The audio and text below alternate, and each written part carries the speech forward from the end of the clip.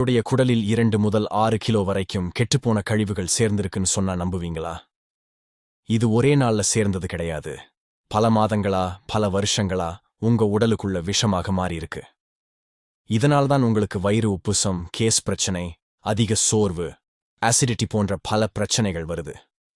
இதை சரி செய்ய நம் முன்னோர்களான சித்தர்களும் யோகிகளும் பயன்படுத்திய ஒரு அற்புதமான முறை இருக்கு. அதற்கு பேர் ஷங்கு பிரக்ஷாலனா.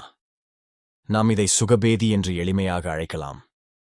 இது ஒரு நோய் அல்ல, உங்கள் உடலை சுத்தப்படுத்தும் ஒரு இயற்கை முறை. ஒரு பழைய பாத்திரத்தை எப்படி முழுமையாக சுத்தம் செய்வோமோ அதேபோல் உங்கள் குடலை முழுமையாக சுத்தம் செய்ய இது உதவும். இந்த சுகபேதிக்கு உங்கள் சமையலறையில் இருக்கும் 3 பொருட்கள் போதும். சுத்தமான தண்ணீர் 2 லிட்டர், கல்லுப்பு 2 டேபிள் ஸ்பூன் மற்றும் எலுமிச்சை 2. இந்த முறையைச் செய்ய அதற்கு முந்தின நாள் இரவே நீங்கள் ஒரு கலவையை தயார் செய்ய வேண்டும். 2 லிட்டர் தண்ணீரில் 2 டேபிள் ஸ்பூன் கல்லுப்பைச் சேர்த்து அடுப்பில் மிதமான தீயில் கொதிக்க விடுங்கள். இது சுமார் 30 நிமிடங்கள் கொதித்து 3/4 லிட்டராக சுருங்கியிருக்கும். அதை அப்படியே மூடி வைத்து விடுங்கள். அடுத்த நாள் காலையில் இந்த முறையைச் செய்யும்போது நீங்கள் வீட்டில் இருப்பது அவசியம். காலையில் 6 முதல் 7 மணிக்குள் எழுந்திருங்கள். இரவு தயாரித்து வைத்திருந்த கலவையை மறுபடியும் சூடாக்குங்கள். அதிக சூடு வேண்டாம், இளஞ்சூடாக நம்மால் குடிக்கக்கூடிய அளவில் இருந்தால் போதும். அந்த இளஞ்சூடான நீரில் 2 எலுமிச்சைகளையும் பிழிந்து கலக்குங்கள். இப்போது உங்கள் சுகபேதி நீர் தயார். இந்த சுகபேதி செய்யும் முறையை இப்போது பார்க்கலாம். முதலில் ஒரு டம்ளர் நீரை மெதுவாக குடியுங்கள். சிலருக்கு முதல் டம்ளரிலேயே வயிறு கலக்க ஆரம்பிக்கும். சிலருக்கு 2 அல்லது 3 டம்ளருக்கு பிறகே கழிவுகள் வெளியேற ஆரம்பிக்கும். ஒவ்வொருவருடைய உடலுக்கும் இது மாறுபடும். வெளியேறும் கழிவுகளின் நிலைகள் படிப்படியாக மாறும். முதலில் வெளியேறும் கழிவுகள் சற்று கெட்டியாக இருக்கும்.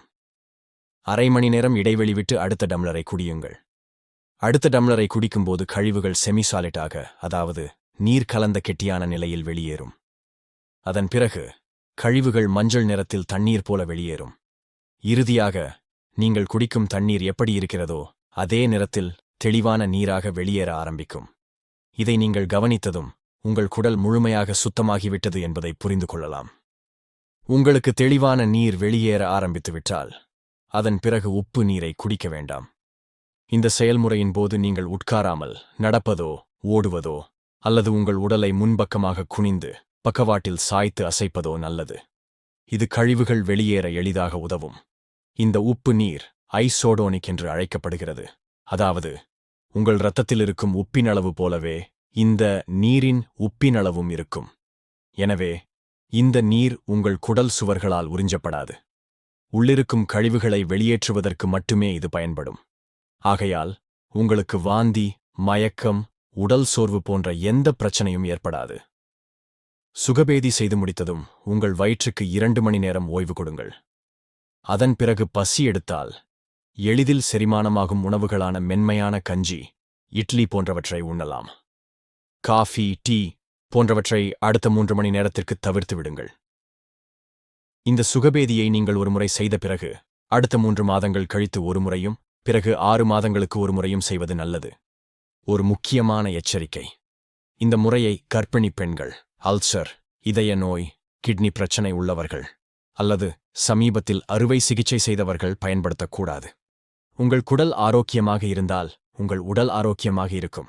உங்கள் ஆதரவு எங்களுக்கு மிகவும் முக்கியம். இந்த தகவல் உங்களுக்கு பயனுள்ளதாக இருந்திருந்தால் இந்த வீடியோவை ஒரு லைக் செய்யுங்கள்.